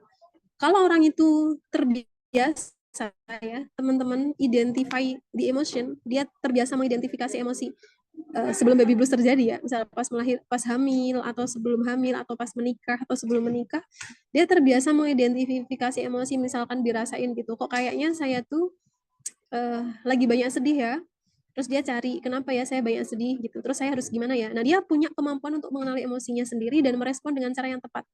Kalau orang-orang itu punya kebiasaan seperti itu akan menjadi faktor proteksi. Kalau sampai beneran terjadi baby blues, kesadaran dia akan lebih cukup untuk bisa mengatasi baby blues ini dengan dirinya sendiri. Tapi mungkin dia nggak bisa ngatasi, mungkin gitu ya, karena kita nggak bisa memastikan banget baby blues ini akan berada di level ringan atau baby blues yang memang benar-benar agak parah gitu ya. Kalau ternyata dia nggak bisa mengatasi sendiri gitu ya, maka yang dibutuhkan adalah faktor proteksi kedua gitu ya. Faktor proteksi kedua namanya adalah support system gitu ya. Nah, support system ini asalnya dari siapa? Dari orang-orang yang mengelilingi ibu lahiran itu. Terdekat adalah suami gitu ya. Selanjutnya ada mungkin orang tua kita sendiri ya. Misalkan sebagian orang lahiran itu memilih lahiran di rumah orang tua kandung gitu ya, dibandingkan orang tua suami atau mertua gitu ya. Berarti supporting sistemnya adalah orang tua kandung kita. Atau kalau kita lahiran di tempat suami berarti supporting sistem berikutnya adalah ibu mertua atau ayah mertua. Atau supporting sistemnya adalah teman-teman, itu juga bisa di perantauan misal hanya dengan suami gitu ya, terus melahirkan ya nggak ada orang tua, nggak ada mertua, adanya teman-teman, itu juga bisa menjadi supporting system. Cuman yang perlu diperhatikan, supporting system ini sebenarnya seperti mata pisau gitu. Yang namanya pisau itu kan bisa buat motong ikan, digoreng jadi enak ya, diolah jadi pepes ya, yang nggak banyak minyaknya gitu ya. Tapi juga pisau itu bisa membunuh seseorang. Ada dua yang perlu kita pahami dari supporting system. Dia bisa menjadi faktor proteksi dengan catatan gitu ya, atau dia bisa menjadi faktor resiko dengan catatan. Jadi kapan supporting system itu bisa menjadi faktor proteksi? Ketika antara yang lahiran dengan supporting system yang akan menyambut proses kelahiran ini punya literasi yang sama atau minimal punya pemahaman yang sama gitu ya. Kemarin yang sempat kami dampingi kasusnya itu kalau itu bukan lagi baby blues ya, tapi beliau mungkin sudah sampai postpartum depression. Mungkin kenapa saya bilang mungkin, karena saya belum melakukan asesmen lebih komprehensif ya, baru sempat beberapa hal aja, tapi dari gejalanya sepertinya tampak mengarah kepada postpartum depression, bukan postpartum blues atau baby blues. Nah, salah satu yang kemudian membuat supporting system itu malah jadi faktor resiko adalah ketika tidak terjadi kesamaan persepsi. Kayak misalkan ibunya nih pengen banget ketika anak lahir itu ya inisiasi menyusui dini ya, IMD, maunya kan gitu gitu ya, habis lahir ya IMD beneran gitu ya, IMD, cuman karena satu dua faktor asinya belum keluar dengan lancar gitu ya, terus anaknya nangis gitu ya. Respon seseorang terhadap tangisan anak bayi itu macam-macam gitu ya. Ada yang tahan, ada yang nggak tahan, ada yang langsung udahlah kasih pisang ya. Waduh, baru lahir dikasih pisang, lambungnya itu masih segede kelereng. Kelereng yang kecil itu ya teman-teman. Kalau bakso kerikil gitu ya, cilik banget.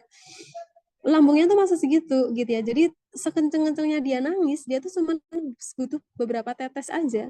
Tapi dia nggak beneran butuh pisang segede gaban kalau kita lapar makan pisang gitu ya, bukan.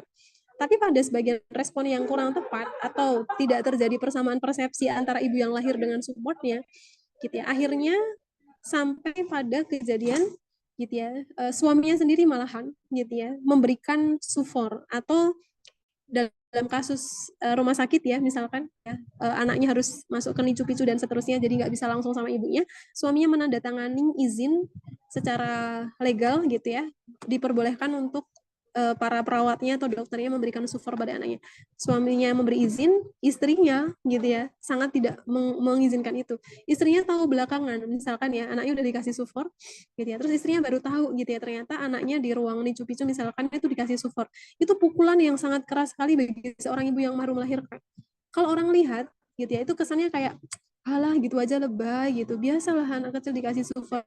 Tapi bagi seorang ibu yang melahirkan apalagi mengalami baby blues, itu tekanan yang luar biasa. Yang sedihnya tuh levelnya biasanya satu, itu bisa berlipat-lipat karena memang kondisinya sedang irritable, sangat sensitif sekali gitu. Sehingga kapan supporting system ini menjadi faktor proteksi? Ketika sudah dibicarakan sebelum proses kelahiran, hal-hal apa saja yang perlu kita sepakati bersama, dan teman-teman perlu melihat dulu ya, saya akan lahiran di mana dan dibersamai oleh siapa. Nah, yang membersamai ini yang punya persepsi sama.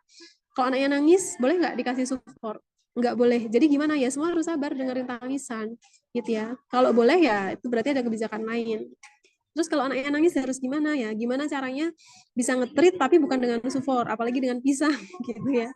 Itu sangat dijauhi sekali. Nah, itu ketika supporting system itu berhasil menjadi faktor proteksi.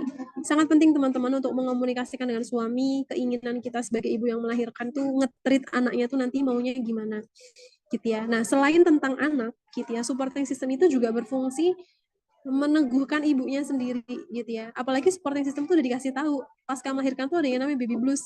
Gejalanya mudah sedih, mudah marah, gitu ya, kurang tidur, pola makan rusak gitu ya. Terus ada perasaan nggak suka sama anak. Pada situasi seperti ini, supporting system harus gimana? Nah, itu udah dibicarain sebelum kelahiran gitu ya. Jadi kalau gejalanya muncul gitu ya, tidak muncul kalimat-kalimat yang semakin menyakiti ibu yang lahir gitu ya. Kayak misalkan kok asinya nggak banyak gitu, kamu nih memang nggak bakatan punya asi banyak, itu kelihatan kalimatnya mungkin ngomong tuh sederhana tapi itu menghujamkan luka yang sangat dalam bagi orang yang sedang barusan melahirkan dan lagi nunggu asi gitu ya. Nah, itu perlu dikomunikasikan agar supporting system ini bisa nge-treat bayinya dengan benar, tidak melakukan hal-hal yang tidak disukai, dan bisa nge-treat ibu yang melahirkan. Kayak misalkan suaminya sadar gitu ya, ini istri saya mulai banyak sedih atau banyak marah gitu ya. Gendongin lah bayinya gitu ya. Bayinya digendong, terus keluarkan kalimat-kalimat penguat gitu ya. Mama istirahat dulu boleh gitu ya. 1 jam gitu. Nanti kalau ada yang nangis tak bangunin. Istirahatlah dulu. Atau kalau pengen mandi agak lama mandi gitu ya. Kenapa mandi agak lama? Biasanya mandinya kayak mandi bebek ya, secepat mungkin anaknya setelah nangis tak gendongin dulu anaknya gitu ya, misalkan kayak gitu. Atau misalkan istrinya kelihatan ngantuk banget ya, supporting systemnya yang membackup gitu ya, tidurlah dulu kami yang backup. Tapi itu jemuran cucian gitu ya, habis melahirkan kan biasanya cuciannya banyak, udah nggak usah dipikirin sekarang. Jadi memberikan ruang untuk mengambil jeda bagi seorang ibu oleh supporting system itu bisa menjadi faktor proteksi. Kalau ternyata supporting system terdekat tidak memungkinkan untuk menolong gitu ya, terus harus gimana gitu ya. Baru ketiga gitu ya. Sebenarnya level ketiga ini adalah level komunitas, tapi tidak semua tempat punya komunitas ini ya. Gitu ya. Level komunitas itu maksudnya gimana gitu ya. Biasanya akan ada komunitas-komunitas tertentu yang memang bantuin ibu habis melahirkan gitu ya. Nah, tapi tidak semua tempat ada gitu ya. Kalau ini nggak ada, boleh di skip langsung ke 4, cari profesional semacam psikolog gitu ya atau psikiater. Bisa bertemu dengan psikolog atau psikiater gitu ya. Biasanya beliau-beliau punya seperangkat skill dan treatment sesuai dengan kode etik gitu ya untuk membantu orang-orang pasca melahirkan, baik karena baby blues atau yang sudah naik level menjadi postpartum depression. Gitu. Ini dari segi psikologis ya. Faktor proteksi dari segi fisik juga harus diperhatikan. Kalau yang 4 poin tadi dari segi psikologis, gitu ya. Maka yang kelima ini, sebentar ya. Oh ya, tepatnya nggak cukup ya. Maka yang kelima adalah faktor proteksi dari segi fisik. Asupan makannya ibu juga harus diperhatikan. Kayak misalkan disediain makanan-makanan yang bisa ngebus asinya atau yang naikin energi gitu ya. Jangan dikasih gorengan, ya. Jangan dikasih yang itu malah bisa menjatuhkan gitu ya kondisi fisik gitu ya. Nah, itu juga harus diperhatikan.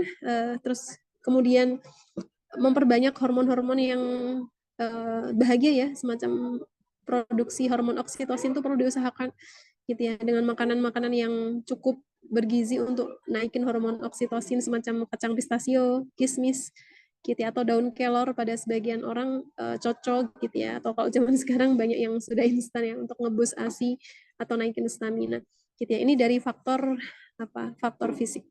Nah, bagaimana dengan faktor resiko kebalikan dari semua ini? Gitu ya. Terutama yang self help ini gitu ya akan menjadi faktor resiko ketika gitu ya seseorang punya trauma di masa lalu. Jadi sudah punya trauma, regulasi dirinya kurang bagus gitu ya. Dan kemudian dia tidak punya kebiasaan mengenali emosi, ya itu akan sangat beresiko gitu ya. Sehingga kalau terjadi baby blues itu susah sekali disadarkan gitu ya. Ini tuh sebenarnya yang terjadi apa? Sampai-sampai kalau susah sekali disadarkan bahwa beliau sedang mengalami baby blues, maka keyakinan yang terjadi selama baby blues itu bisa diyakini terus-menerus sampai menjadi depresi. Tadi ya misalkan, orang kalau baby blues itu sampai rasa-rasanya kayak nggak pengen nyentuh anaknya gitu. Ada orang yang mengalami baby blues tuh sampai pada level anak ini telah merenggut dunia ibunya gitu ya.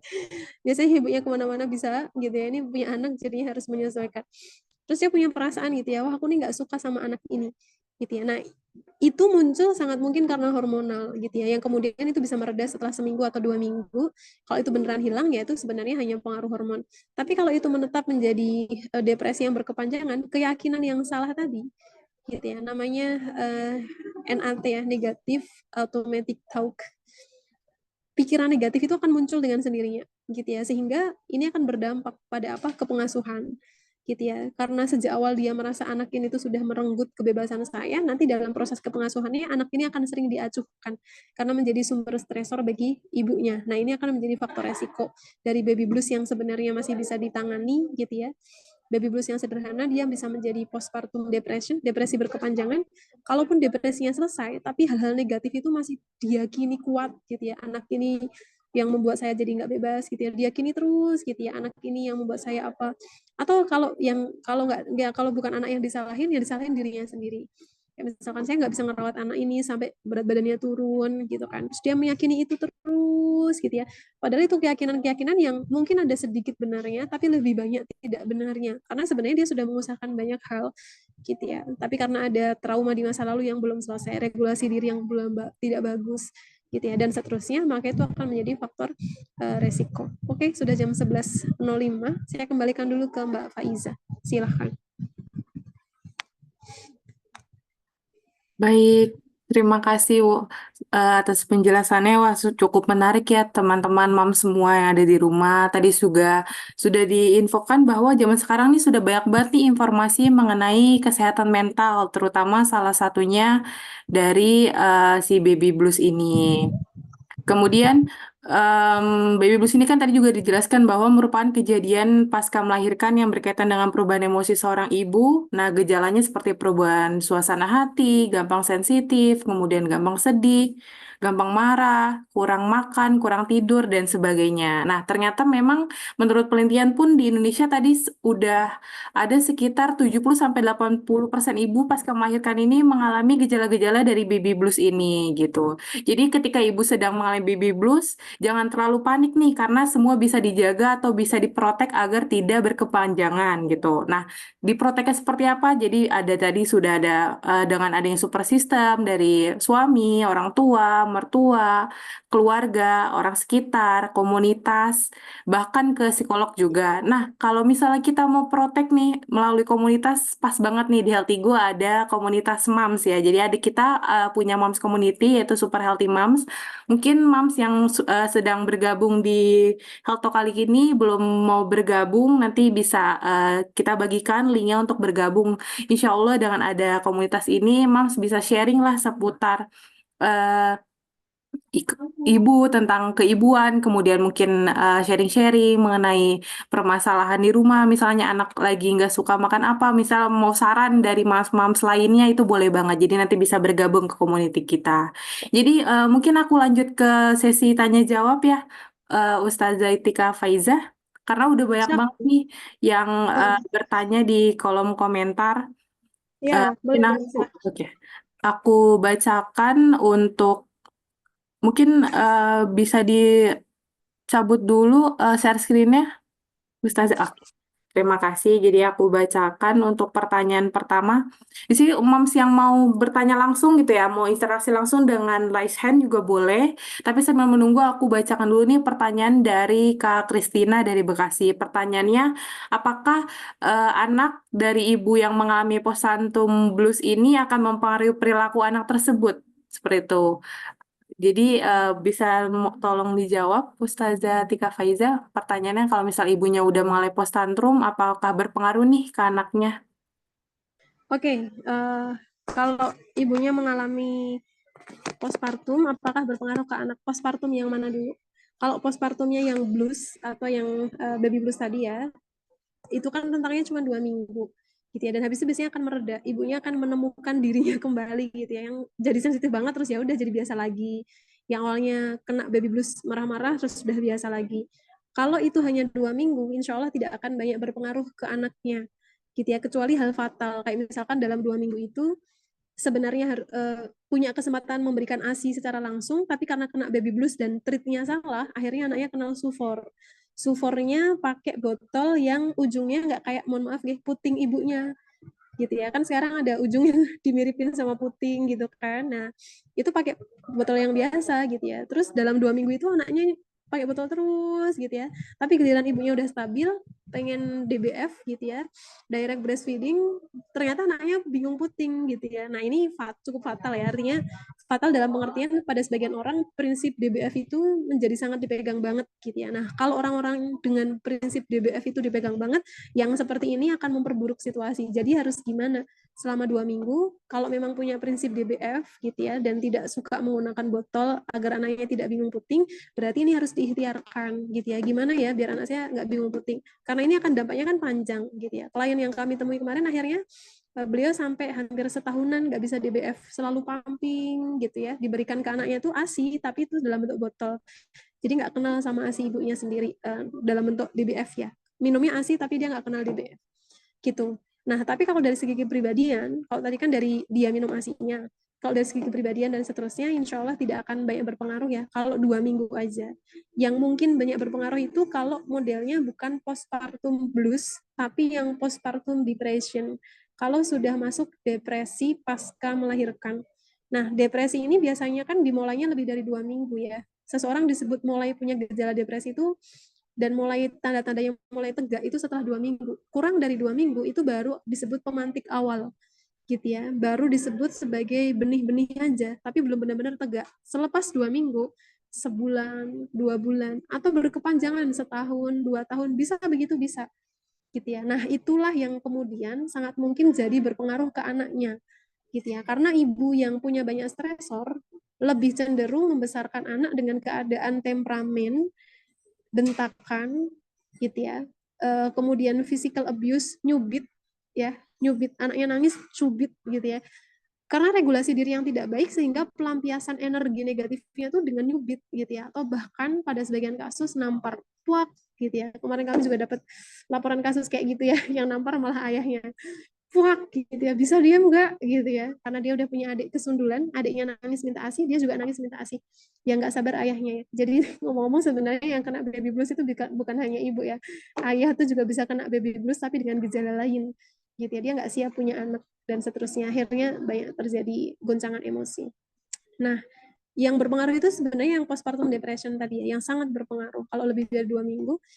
Kalau anak itu dibesarkan dengan bentakan gitu ya, karena ibunya depresi berkepanjangan, atau anak ini kurang stimulasi. Kalau depresi berkepanjangan bentuknya adalah pas fase temperamen yang muncul gitu ya, maka anak itu dibesarkan dalam keadaan bentakan. Kalau banyak bentakannya itu di bawah 3 tahun ya teman-teman. Misalkan depresinya berlangsung setahun 2 tahun, terus anaknya sering dibentak atau physical abuse, cubit gitu ya, terus jarang tuh dipeluk, dielus-elus, disayang-sayang. Dia jarang mendapatkan itu.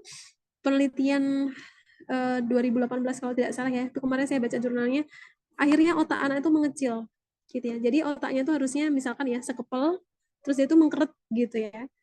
Nah, kenapa bisa begitu ya? Apa namanya? Dia tidak berkembang secara maksimal, tidak terjadi brain maturity, tidak terjadi kedewasaan otak yang kemudian membuat seseorang itu bisa berpikir normal gitu ya. Kadang-kadang memang agak tidak sinkron ya. Orang tua tuh pengen anaknya cerdas, tapi untuk mencerdaskannya pakai bentakan. Nah, itu paradoks gitu ya. Karena dengan bentakan itu anak menjadi bodoh sebenarnya gitu ya. Otaknya kemudian tidak berkembang secara baik. Kalau di penelitian lain, bahasanya bukan mengecil ya, tapi terjadi penipisan korteks gitu ya. Korteks kan ada beberapa bagian ya, prefrontal korteks dan seterusnya. Kalau anak itu dibesarkan oleh ibu yang depresi dan gejala utamanya misalkan ya, ada seringkali ada banyak bentakan di sana gitu ya, maka terjadi penipisan otak sehingga otak itu tidak bisa bekerja secara maksimal. Ini kalau modelnya depresi yang jatuh dalam bentuk marah. Tapi kalau depresi yang bentuknya pas episode depresif ya, kan ada episode manik, ada episode depresif.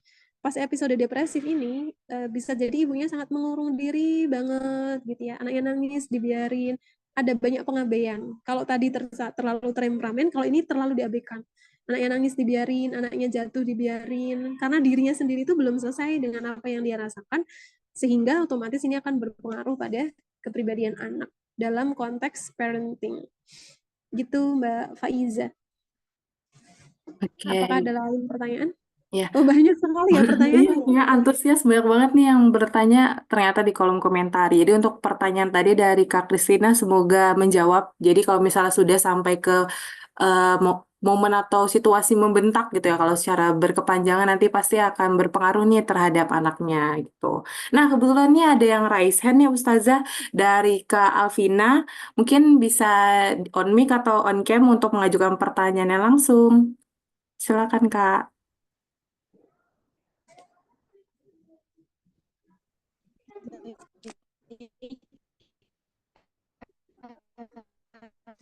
Apakah suara saya sudah terdengar? Sudah Kak, sudah terdengar. Oke, sebelumnya terima kasih atas kesempatannya. Di sini saya Alvina izin bertanya. Jadi kalau yang saya ketahui itu seringkali ibu merasa kecewa gitu saat mengasuh anak karena faktor tingginya ekspektasi atau idealisme yang eh, dia tuh pengen bisa mengasuh anak dengan cara yang terbaik. Nah, biasanya idealisme tersebut itu dipengaruhi oleh informasi dari sosial media gitu.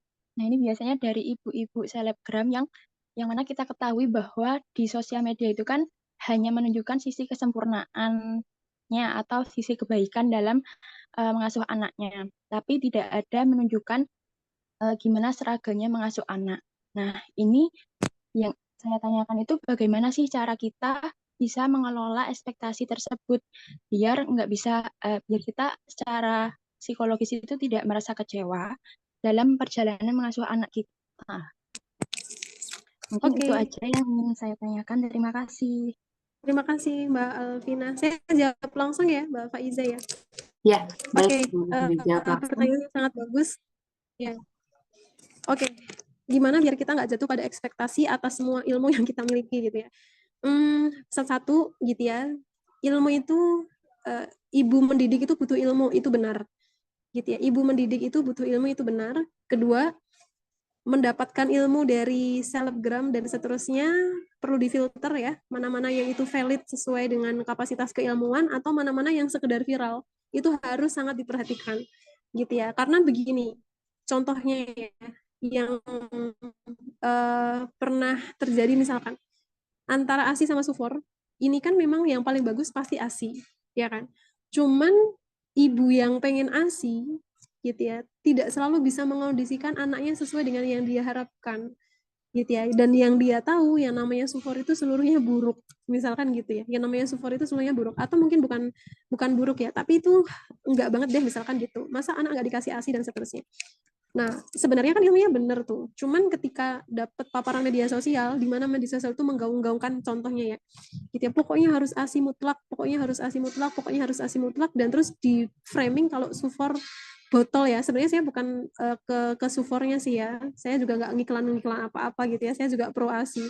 Tapi ada kondisi tertentu yang mungkin tidak bisa kita hindari, tidak bisa kita kendalikan, tidak bisa kita kontrol, yang mengharuskan anak kita tuh minumnya tuh dari botol, dan itu bukan ASI gitu ya. Kalau itu terjadi beneran gitu ya, itu akan menjadi pukulan yang sangat telak karena ibunya terlanjur terpapar informasi ASI mutlak tidak botol gitu ya, tidak botol, tidak sufor dan seterusnya. Sehingga kalau kita sedang hamil atau menuju lahiran atau pasca lahiran dalam proses mengasihi atau mengasuh dalam jangka panjang ya, anak kita dari newborn, toddler, terus menjadi child gede, memang kita perlu berhati-hati terhadap informasi yang kita serap, terutama dari media sosial. Filtering itu menjadi jurus gitu ya, bagaimana kita ngefilter mana yang dari ahlinya dan mana yang sekedar viral gitu. Karena pada situasi terdesak gitu ya, pakai botol itu memang nggak apa-apa gitu ya. Walaupun itu nanti opsi ketiga, keempat kayak gitu. Tapi itu bisa jadi opsi, tidak benar-benar dihilangkan sama sekali yang kalau kita pakai botol itu terus semuanya jadi dosa gitu ya, dunia akhirat gitu. Itu kan sudah sangat dalam banget gitu ya. Misalkan pakai sendok dulu kan bisa, atau pakai cup kecil gitu ya, biar dia nggak serupa dengan puting dan seterusnya. Itu kan masih bisa disiasati, tapi itu boleh gitu ya. Kalau sampai kepepet banget harus pakai botol, semua cara udah dipakai, anaknya tetap nangis, udah stressful, misalkan harus pakai botol, ya memang ada sesuatu yang tidak ideal di sana, tapi itu tidak menentukan surga dan neraka yang harus membuat kita tuh benar-benar stressful kayak gitu ya. Nah, itu yang harus diwaspadai. Terus yang ketiga, bagaimana menurunkan ekspektasi itu sendiri gitu. Yang perlu kita pahami adalah gitu ya. Ilmu itu bolehlah kita ketahui gitu ya, tapi nanti kalau sudah masuk ke aplikasi kita harus sadar realita. Itu penting. Jadi kita tidak termasuk orang-orang yang mudah berekspektasi dan kecewa dengan ekspektasi itu. Ilmunya gini, tapi pas kita terapkan kok ada hambatan A, ada hambatan B, ternyata kita belum sesempurna yang kita ketahui, harusnya ilmunya begini kok saya nggak bisa. Maka yang poin ketiga ini adalah perlu sadar realita.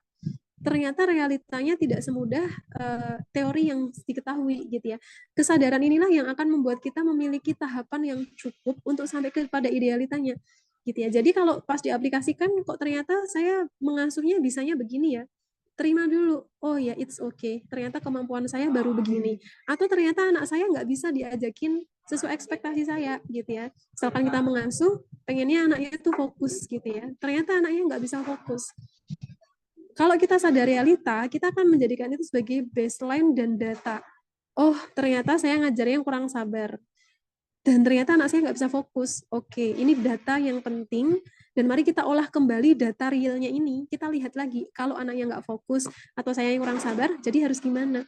Nah, ilmunya ada, tapi pengaplikasiannya bertahap, gitu ya. Dan kemudian sadar realita.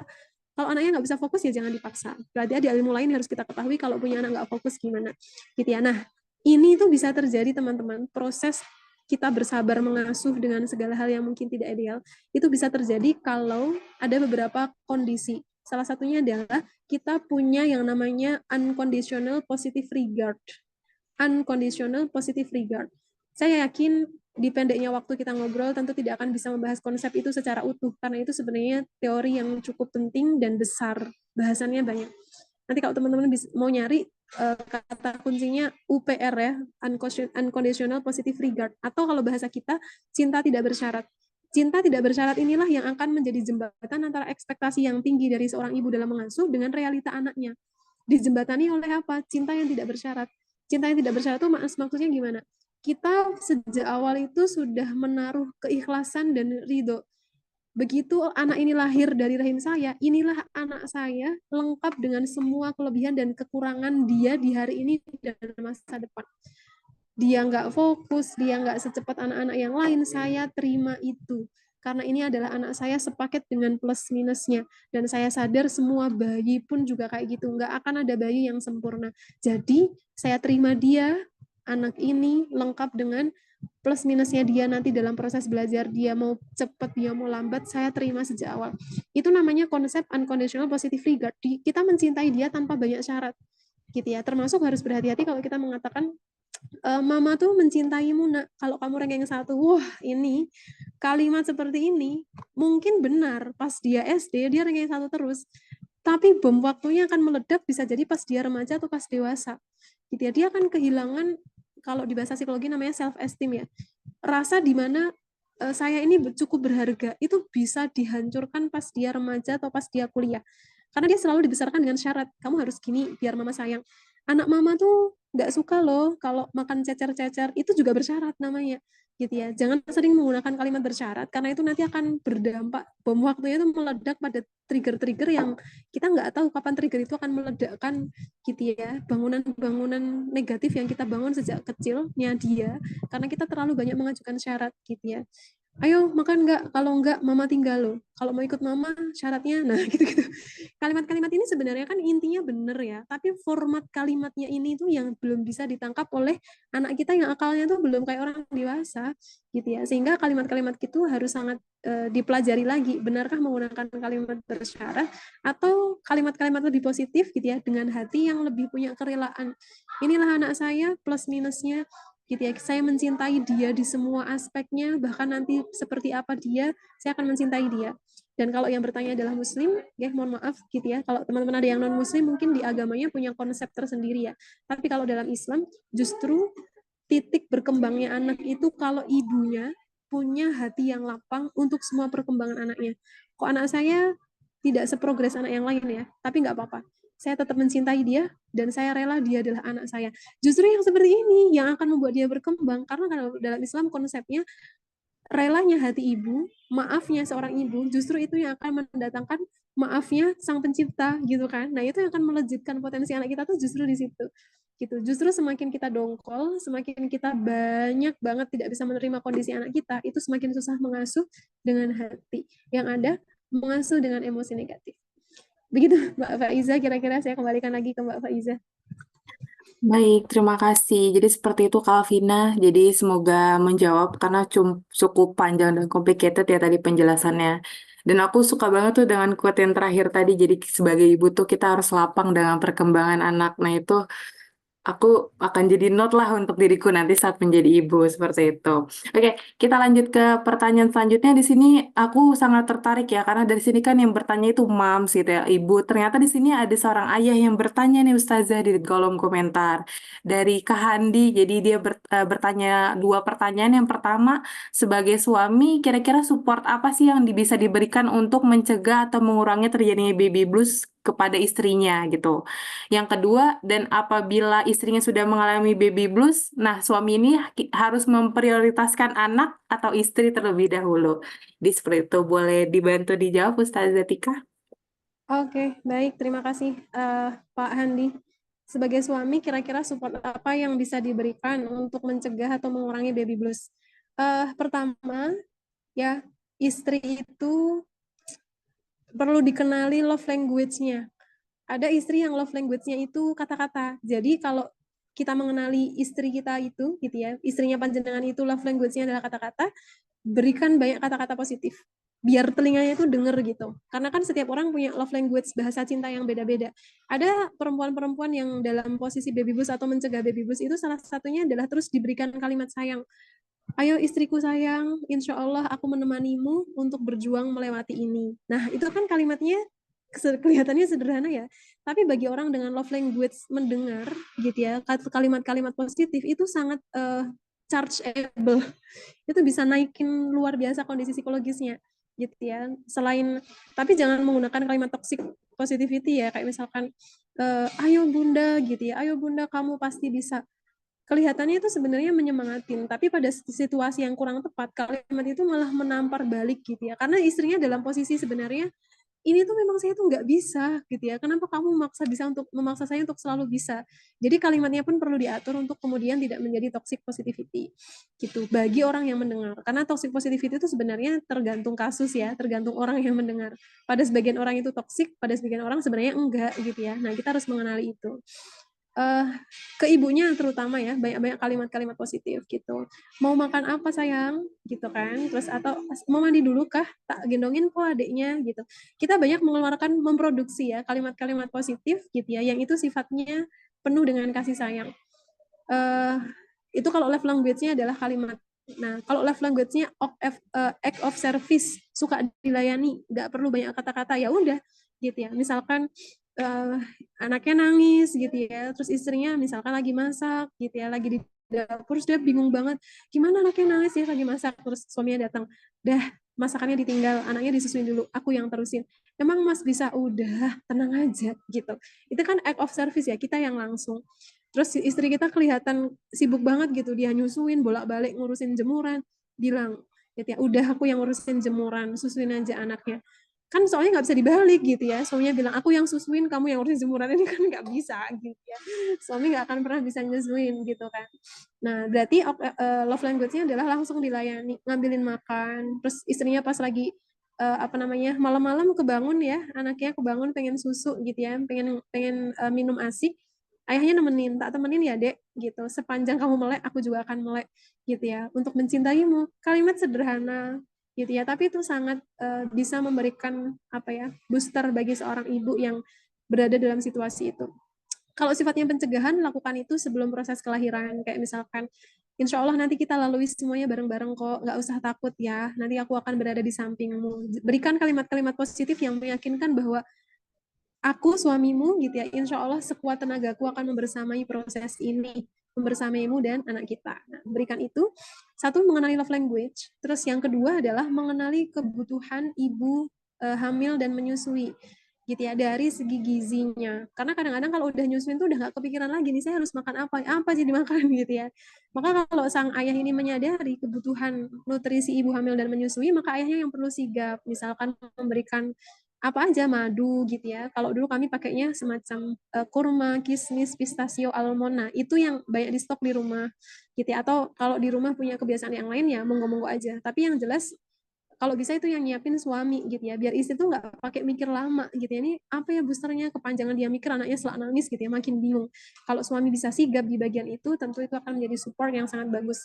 Ketiga, suami perlu pasang badan untuk semua cibiran yang sampai kepada istri gitu. Misalkan ada tetangga, kok anaknya nangis terus sih mas gitu, ya suaminya jangan bilang iya bu, suami istri saya emang nggak becus ya. Yang kayak gini nih udahlah hancur gitu ya. Ya istri, suaminya pasang badan gitu ya, iya bu gitu, istri saya sudah berusaha sebaik mungkin kok gitu, ini memang anaknya dalam fase rewel tapi nggak apa-apa kok gitu. Suami pasang badan, termasuk di keluarga suami gitu ya, pada sebagian orang berumah tangga itu cobaannya adalah mertua. Walaupun tidak semua ya, ada mertua-mertua yang super baik, orang bilang mertua idaman. Ya, tapi yang namanya hidup, ujiannya bisa dari mana-mana gitu ya. Ada orang yang diuji dengan mertua yang mungkin kurang cocok sama menantunya. Nah, ini yang pasang badan siapa? Suami gitu ya. Misalkan ibunya suami bilang gitu, kok anakmu berat badannya nggak ini sih gitu ya. Atau misalkan kok anaknya dari tadi rewel terus sih, ibunya kemana gitu, nggak keluar po asinya gitu. Ini kan kalau masa baby blues kan berarti anaknya baru saja lahir gitu ya, belum terlalu gede. Ya, suami harus pasang badan gitu. Lagi berusaha kok bu dia gitu, sudah mengusahakan yang terbaik gitu. Ini aku juga lagi mau beliin makanan biar asinya lebih cepat. Jadi suami memang harus pasang badan. Itu yang ketiga, gitu ya. Kira-kira 3 dulu ya. Sebenarnya banyak gitu. Tapi nanti kalau kita ngomongin semua jadi nggak bisa menjawab pertanyaan. Yang kedua, sampai bila mana mengalami baby blues gitu ya, memprioritaskan istri atau anak keduanya. Tapi suami kan nggak bisa membelah diri ya. Terus harus gimana gitu. Harus gimananya ini bisa didiskusikan bersama gitu ya. Kalau memang anaknya lagi tenang, istrinya yang ditreatment. Kalau anaknya lagi nangis gitu ya, memang mengambil anak kita untuk ditenangkan itu menjadi salah satu prioritas. Karena salah satu stresor dari baby blues adalah suara tangisan gitu ya. Anaknya makin kencang nangisnya, makin bingung ibunya. Kalau udah kayak gini, yang ditenangkan anaknya, digendong gitu ya. Bapak-bapak juga perlu belajar menggendong efektif ya. Kan biasanya dokter-dokter tuh ngasih tahu ya, anaknya bukan digendong gini gitu ya, nggak kelihatan ya, gitu ya, bukan digendong gini gitu ya, tapi dibalikin badannya gitu ya, terus dia meluk meluk tangan kita gitu ya, jadi dia kayak tiduran agak tengkurap, terus dia tuh meluk tangan kita, jadi bukan digendong dibopong gini tapi ditaruh di tangan. Nah itu salah satu trik kalau ayah kan nggak bisa ngasih ASI, jadi nenanginnya tuh ya lewat sentuhan tangan, digendong dengan cara yang efektif, terus dibisikin di telinganya, sabar sayang, tenang gitu. Tapi jangan dimarahin ya, nangis terus dari tadi gitu ya. Anak kecil itu memang nggak merespon, tapi dia merekam. Kalimat bentakan yang tidak bisa dia respon, tapi dia rekam. Suatu saat itu akan keluar. Dia bisa bentak temennya dengan kalimat yang dipakai sama bapaknya. Berisik aja. Dia bisa gituin temennya, karena dulu dia digituin bapaknya. Bahkan sejak dari bayinya, rekaman-rekaman itu bisa diputar kembali. Gitu. Sehingga mana yang diprioritaskan, kalau pas anaknya diem, istrinya yang ditreatment. Kalau anaknya pas nangis, tenangkan dulu anaknya, gitu ya. Berikan solusi yang cukup efektif, gitu ya. Anaknya nangis harus digimanain dan seterusnya, baru tenangkan ibunya, gitu. Kalau semuanya pas krodit, gitu ya, terus harus gimana, gitu ya. Tenangkan diri sendiri.